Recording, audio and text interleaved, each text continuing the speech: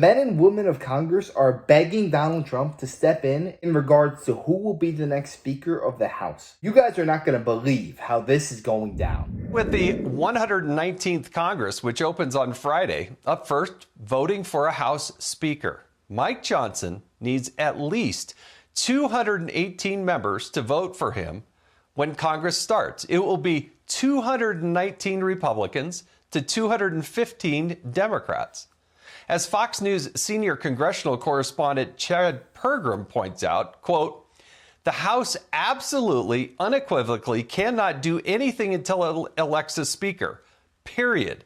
This also means that the House cannot certify the results of the Electoral College, making Trump the 47th president of the United States on January 6th. What happens if the Electoral College isn't sorted out by January 20th? Well, President Biden is done. So he's gone. The same with Harris. Next in the presidential line of succession is the Speaker of the House. Well, there's no speaker. So who becomes the president? If the House is still frittering away time trying to elect a speaker on January 20, President pro tem of the Senate, Chuck Grassley, likely becomes president, acting president. I write likely because this gets into some serious extra constitutional turf. These are unprecedented scenarios, strange lands never visited in the American political experience, end quote. Let's bring in House Oversight Chairman James Comer. Congressman, boy, it all starts on Friday. It's hard to believe it's upon us. But the biggest question is, can the Republicans stay united? Will they vote for Mike Johnson for Speaker on the first ballot, or will this continue on for days and who knows how long? Well, I sure hope we can do it on the first ballot. As you know, Jason, the process is the House Republicans, or whoever the majority is, if the Democrats had won the majority, they'd have done the same thing. We meet in December. We nominate people to run for leadership, including the Speaker of the House. Whoever wins, then everyone agrees, all right, we're going to all support our Speaker nominee on the floor. No one ran against Mike Johnson. To this day, here we are inside a week of the Speaker's vote. There is still not a single declared candidate. But as you know, we have 5 Republicans that won't commit to voting for Mike Johnson. They can only lose 1 or 2 votes. So I sure hope we don't repeat this. And I'm strongly encouraging my colleagues to go ahead and elect Mike Johnson. And let's get started on passing President Trump's agenda. Well, Andy Harris, who is the chairman of the House Freedom Caucus, he is not necessarily fully committed. What about those 5 people? I mean, this is going to be the challenge, Congressman.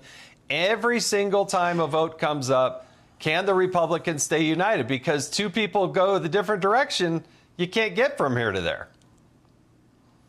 It's a terrible challenge. We've seen it play out over the past 2 years.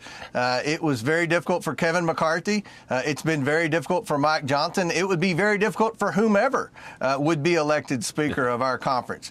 But at the end of the day, the difference between the 119th Congress and the 118th Congress is we'll have a Republican president, a strong Republican president who's very popular with Republican congressmen's constituents back home, and that's Donald Trump. I strongly encourage Donald Trump to get on the phone with those 5 or 6 members who won't commit to voting for Mike Johnson, because all this is going to do is delay us. It's going to delay the certification of President Trump's election. It's going to delay the start of his first 100 days in office, which is the most important time frame of his whole presidency. That's when you get the most done historically. So I strongly encourage President Trump to get on the phone and try to get everyone united so we can work together as a team. Plain and simple, Donald Trump needs to start January 20th. Whatever needs to be done in order to make that happen needs to be done, because this is non-negotiable. If you ask me, not a single day can or should be wasted, because we need to hit the ground running. Do I think that Mike Johnson is the perfect person for Speaker of the House? Absolutely not. I don't trust that guy at all. He just has the makings of a snake. Everything about him, I just don't trust him.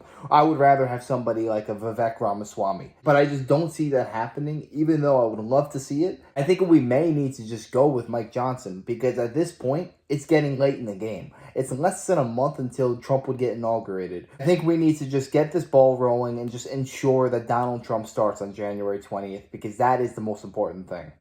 I should say chairman. I used to chair that committee. You chair it now. You have jurisdiction over the federal workforce.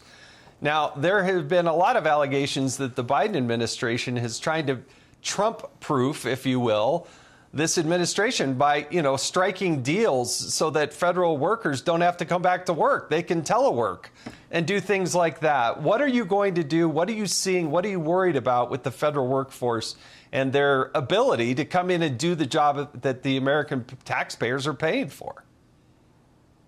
Well, you're exactly right. And I've said this many times publicly. Joe Biden's trying to burn it down on the way out. With respect to the federal workforce, every hardworking, tax-paying American who works in the private sector is appalled that such a high percentage of the federal workers aren't showing up for work. They're working from home. We have a bill that we passed out of the House last Congress. Of course, the Democrat Senate wouldn't take it up. We'll pass it out again this Congress, hopefully in the first 2 weeks of this Congress, called the Show Up Act, that will require the federal workers to go back to work. And I strongly support DOGE, my committee, the House Oversight Committee, your old committee, Jason. We're going to work closely with Elon Musk and Ramaswamy, and we're going to try to make the federal government more efficient. I think we have too many federal employees. There are too many duplicative services being performed by too many federal employees. There are too many federal employees who aren't showing up for work. Their productivity has gone down even below what the low standards of government employees' productivity is to begin with. And it's gonna start by bringing them back to work, trying to figure out what they do, and just trying to get the backs of the taxpayers and make government more efficient.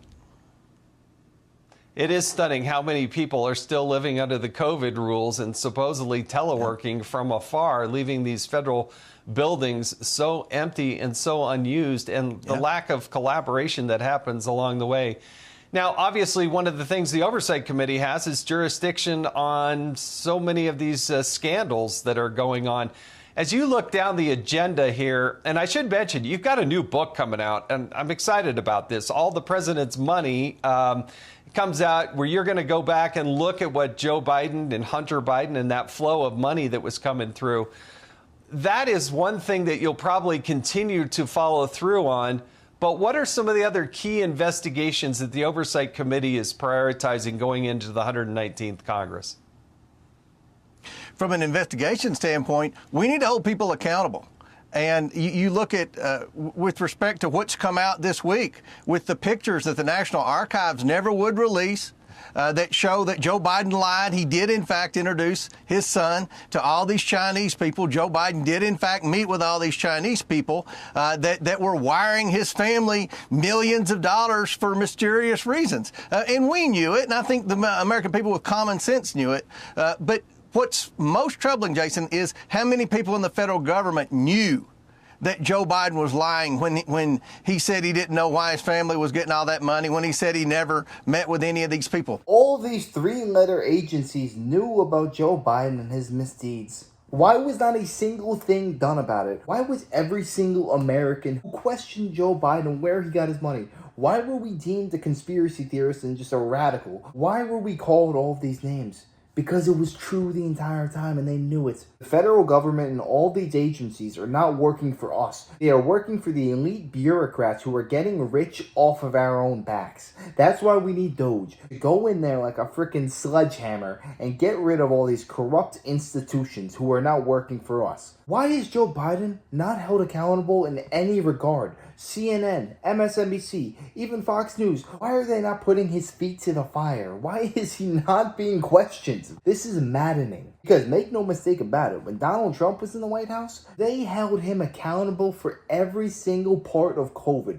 Even though he handled it quite well, he was giving interviews every day, talking to the American people to reassure them that he's doing the best that he can. He's got the best people on the job, and he's doing whatever it takes to get rid of this problem. Media was doing whatever it took to make Donald Trump look like a fool and for Joe Biden to look like this great human being. It is just so inherently corrupt, and I'm sick of it. Give us some highlights. Give us an idea of where those priorities are, because, you know, it's laudatory to be able to talk about, oh, hey, we're going to get rid of waste, fraud, and abuse, but what specifically can you get at? Well, one of the big areas of waste and abuse in the federal government are fraudulent payments. Our information technology systems in the federal government are 1980s technologies. They're very susceptible to being hacked, and they're being hacked by foreign actors. And it's not just the unemployment insurance funds. It's not just the COVID money. There are SBA loans. There are so many grants within the federal government where fraudulent payments are going on. In Medicare, Medicaid, people are being paid fraudulently. One of the things that Musk and Ramaswamy want to do that hasn't gotten much attention, but I think they would know as much about as anybody, is updating the technology, modernizing the technology to prevent fraud. I mean, fraudulent payments go out every day in the federal government, and our government isn't equipped to be able to go after them, especially if they're from fake accounts in African countries or in European countries. There's no mechanism in place to go back and claw that money back and hold people accountable. So at the very least, we need to fix our technology.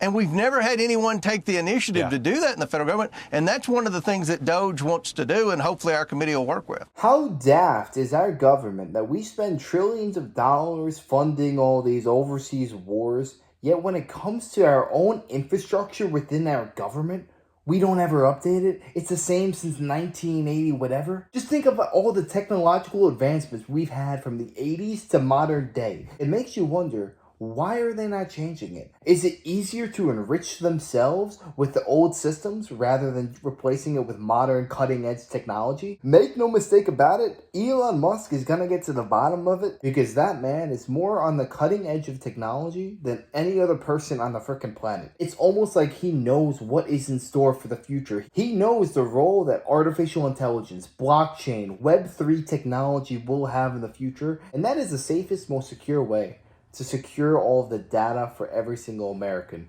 Because if you think about it, even earlier this year, what was it, 200 million social security numbers were leaked on the dark web?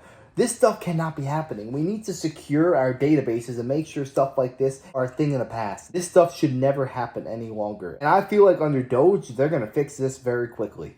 But yeah, let me know your thoughts on this down below. Who do you think will be the next Speaker of the House, and who do you want it to be? Let me know. I'd love to know your opinions on that. And if you enjoyed, make sure to smash out like, comment, subscribe, and wish you guys nothing but the best. Till next time.